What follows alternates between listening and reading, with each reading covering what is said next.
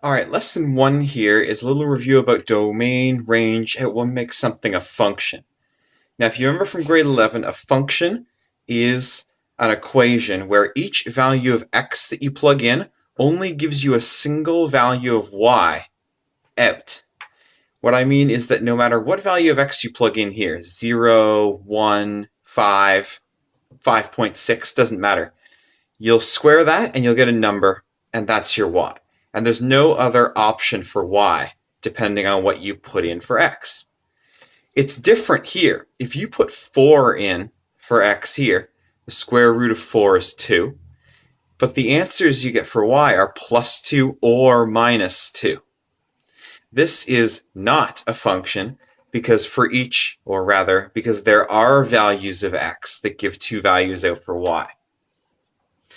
The domain of a function are all the values of x that you're allowed to plug in, and the range are all the values of y that you could possibly get out. We'll do many examples of those very soon. And I also want to refresh you on the vertical line test. You can tell whether or not something's a function based on drawing vertical lines through it. If all the vertical lines that you draw only go through the function or through the graph once, then it's a function. This is a function because all these vertical lines only ever intersect the curve once, max. Here, though, I can draw a vertical line. Oh, I can really? This pen? I can draw a vertical line that hits the graph in two places. Therefore, this is not a function. It's called the vertical line test. Now, what's most important is that you're able to find the domain and range for a lot of different functions. Some of these are going to be familiar to you, some of them aren't. I just want to refresh you on what domain and range actually are.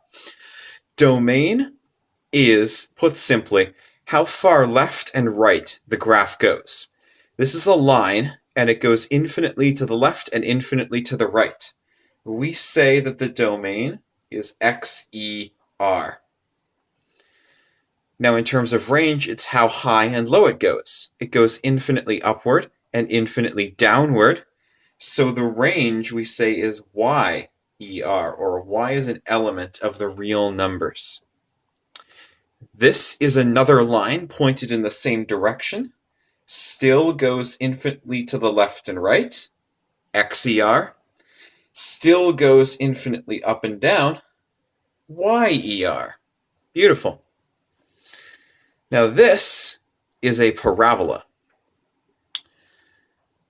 The domain of a parabola is also XER because it goes infinitely to the left and infinitely to the right. This keeps going and going and going and going, going and going and going and going. I get the parabolas look like they drop off very quickly, but technically they keep going forever to the left and the right. The range is different though. It goes infinitely downward, but there is a maximum. The graph doesn't even exist in this region up here. It looks to me like the vertex here is at 2, 6.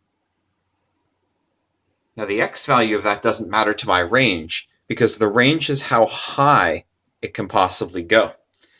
The range of this parabola is y less than or equal to 6. Some teachers will also have you write this YER just to emphasize you can only plug in real numbers. It's going to depend on your teacher though. And I want to emphasize that it's y less than or equal to 6 because the parabola opens downward. Here we have a circle. Now a circle's not a function, but I want you to find the domain and range anyways. The domain is how far left and right it goes. It looks to me like the left bound here is -6, and the right bound is 2. I prefer to write that as -6, and then 2 here, lower number here, higher number here, less than or equal to x, less than or equal to. You can always use these symbols as long as your lower number is written on the left and your higher number is written on the right. Some teachers will ask for XER here. I'm not going to put it in. And again, range is how high and low it goes. Looks like it goes as high as y equals 0. and goes as low as 8. So, sorry, that's negative 8. As low as negative 8, as high as 0, less than or equal to, less than or equal to, and because we're dealing with range, it's actually y. Ah, beautiful. Hopefully these things are coming together for you. This is the same, except it's not rounded. It's still a box. It's still a closed figure. So there's a left bound and a right bound and an upper bound and a lower bound. Looks to me like the farthest left it goes is negative 2. The farthest right it goes is, I don't know, what is that, 7?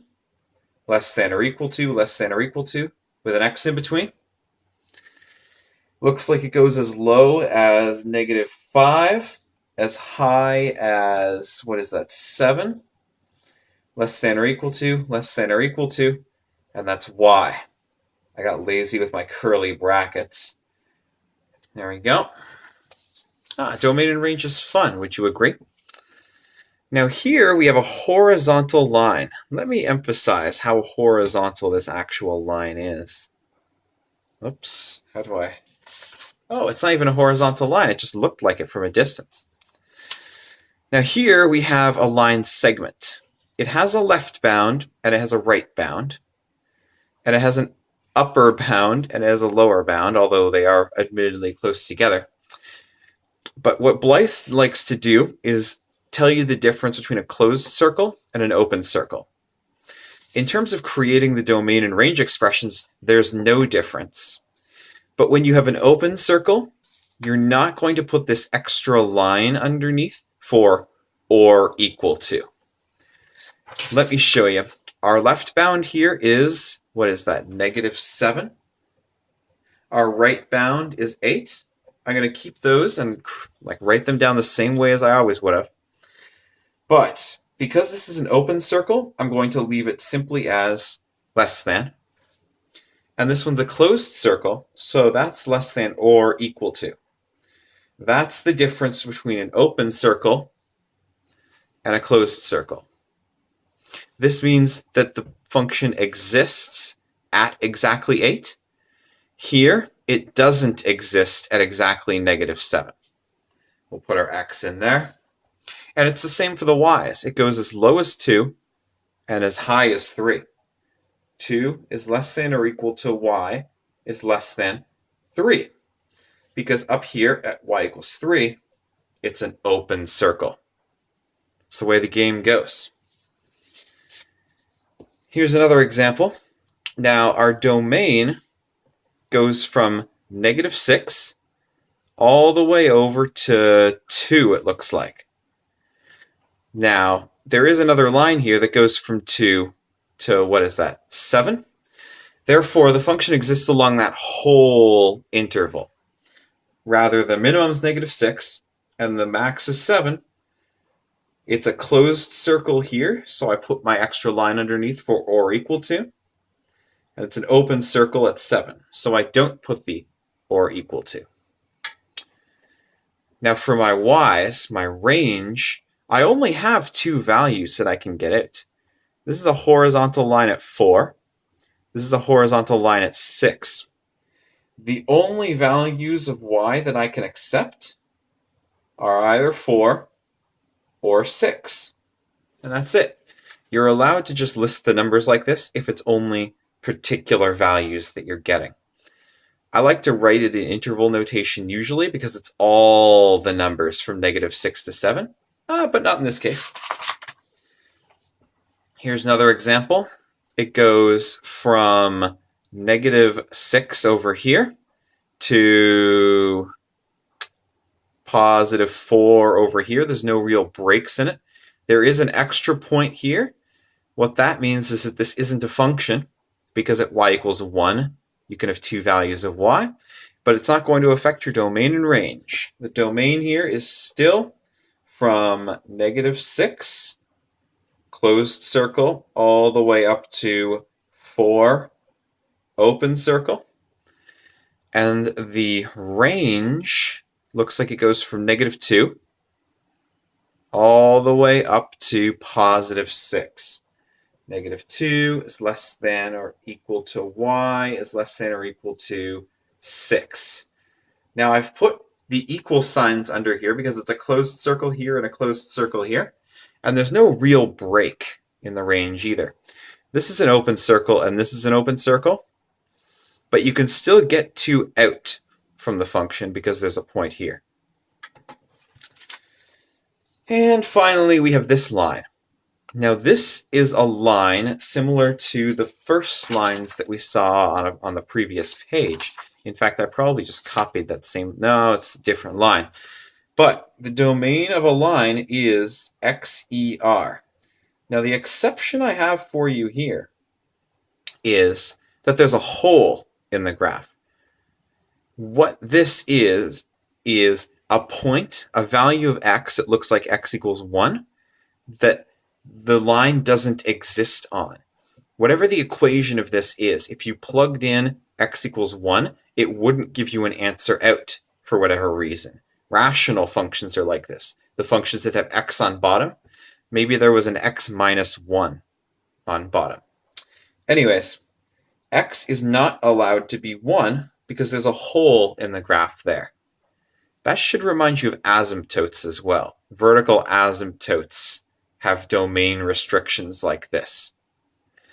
And finally, I want to show you the range. The range is YER, just like it is for any other line, but we can't get -3 out as an answer. Y cannot be -3. You probably haven't seen anything like this. We don't usually write horizontal asymptotes like this. And this isn't an asymptote, it's just a hole. We say y can't be that value of -3 because it's an open circle. Ah, beautiful. All right, so I'm going to create a second video for the rest of lesson 1. This one's already 10 minutes, and I don't like making my videos any longer than that. So, best of luck to you in your domain and range adventures.